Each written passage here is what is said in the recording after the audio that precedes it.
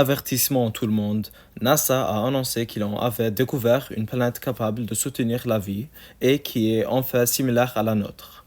Malgré son grand potentiel, cette planète est située dans une autre galaxie, alors il n'est pas possible d'en faire l'expérience physique pour le moment. Cette planète s'appelle Jovante Smart. Elle est située dans la galaxie Andromède, la plus proche de notre galaxie, qui est la Voie lactée. Son étoile, alors, comme le Soleil est pour la Terre, est une étoile appelée Kepler 090906. C'est une étoile à part du type spectral K. C'est une planète tellurique, c'est-à-dire qu'elle est composée principalement de roches et de métal. On va voir ça plus tard. Sa taille est d'environ 1,2 fois de celle de la Terre, avec un rayon de 7600 km. En raison de sa taille, un jour dure 30 heures et une année dure 450 jours. Cela s'explique bien sûr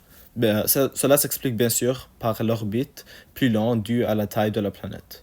Enfin, la distance entre Kepler 090906, qui est l'étoile, et Jovante Smart, la planète, est de 0,7 UA, ce qui signifie que la lumière prend environ 5 minutes pour atteindre la planète. Comparant à la Terre et le Soleil, ça prend environ 8 minutes, avec une distance de 1 UA. Explorons-nous la planète de Jovante Smart. Dans ce modèle presque 3D, on peut voir les 5 couches principales de la planète Jovante Smart. La lithosphère, la croûte terrestre, le manteau, le noyau externe et le noyau interne. Le noyau interne, ici en jaune, le noyau interne est composé principalement de fer et de nickel, avec une température élevée d'environ 5000 Celsius. Alors vraiment similaire à celui de la Terre. Le noyau externe est une couche de métal en fusion générant le champ magnétique, encore similaire à la Terre, comme le restant de l'anatomie de cette planète. Le manteau est composé de silicate et d'oxyde en convection constante, influençant le volcanisme et la tectonique des plaques.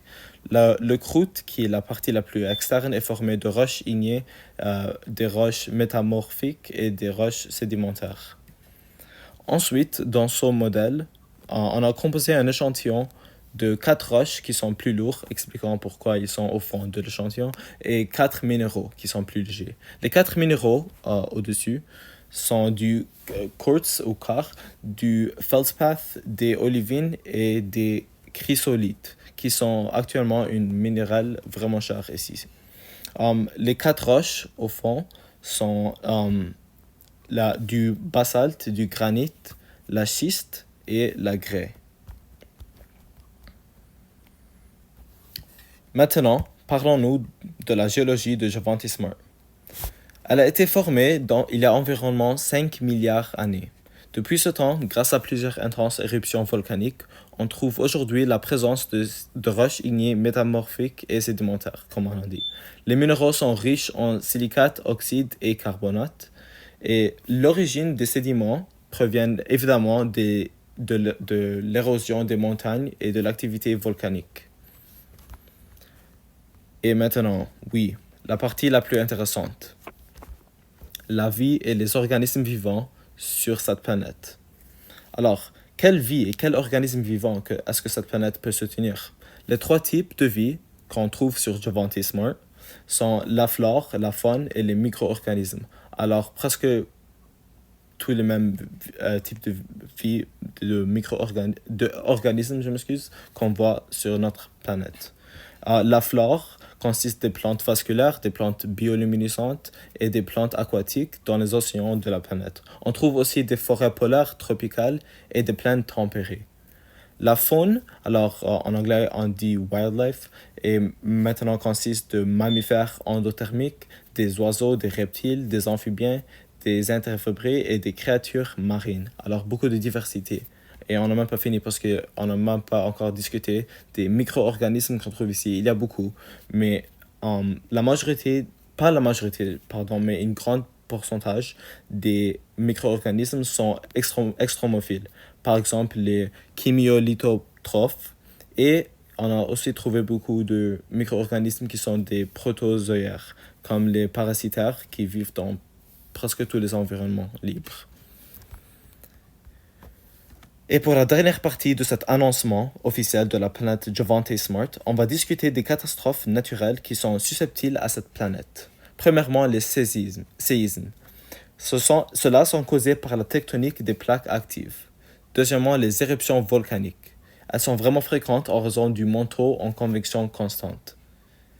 Troisièmement, les tempêtes de sable et de glace, provoquées par des vents violents et des variations climatiques extrêmes. On sait que la planète est plus froide, qui peut rendre que les tempêtes de glace vont être plus extrêmes, et quand c'est plus chaud, les tempêtes de sable vont être plus extrêmes comparé à celles de la Terre. Dernièrement, l'impact d'astéroïdes.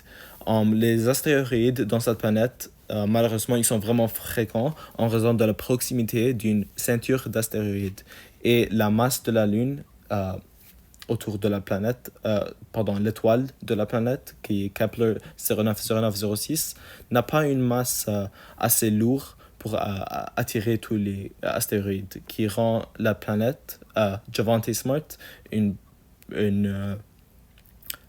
presque comme un objectif plus grand pour les astéroïdes.